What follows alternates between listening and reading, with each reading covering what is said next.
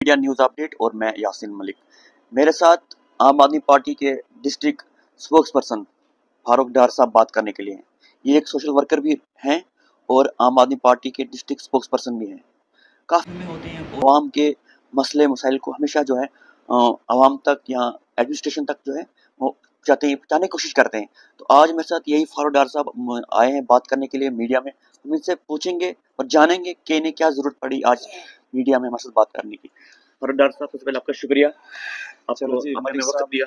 मलिक साहब, आपका भी बहुत बहुत शुक्रिया। आप जो ही कभी कॉल किया करते हैं तो इमीडिएट आप आते हैं ताकि पब्लिक ग्रेवियंसेस को जो है वो एडमिनिस्ट्रेशन तक पहुंचाया जाए। आज किस इशू पर आप बात करने आए हैं?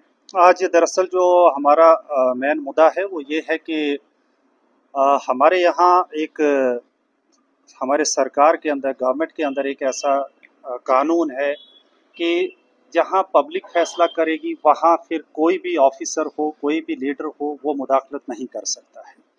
तो मैं यही कहना चाहता हूँ कि 20 जुलाई 2025 को घाट बलाक की पंचायत धड़ा बी है। सिर्फ धड़ा बी ही नहीं या घाट बलाक ही नहीं बल्कि पूरे डोडा के अंदर जो है कैपेक्स PRIs का जो एक हेड होता है उसमें लोगों को ये कहा गया कि आप अपनी अपनी पंचायतों में बैठकर प्लान जो है वो फ्रेम करें। करीबन 20 या 25 लाख का अमाउंट था, हर पंचायत का वो शेयर था। उसमें लोगों ने बैठना था, मिलजुल के ये डिसाइड करना था कि उन्होंने कौन से काम रखने हैं।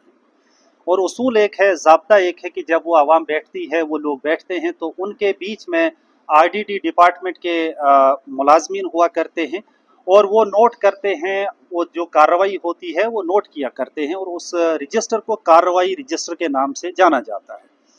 पब्लिक जो कुछ भी डिसाइड करती है, जो भी काम रखते हैं, उनको उस पर नोट किया जाता है और उस पर फिर वो जितने भी उस इजलास में लोग हुआ करते हैं वो अपना साइन करते हैं ताकि उस रजिस्टर पे जो कुछ लिखा जाएगा उसमें किसी भी किस्म की कोई तरमीम नहीं की जाएगी, कोई मुदाखलत किसी की तरफ से भी नहीं की जाएगी।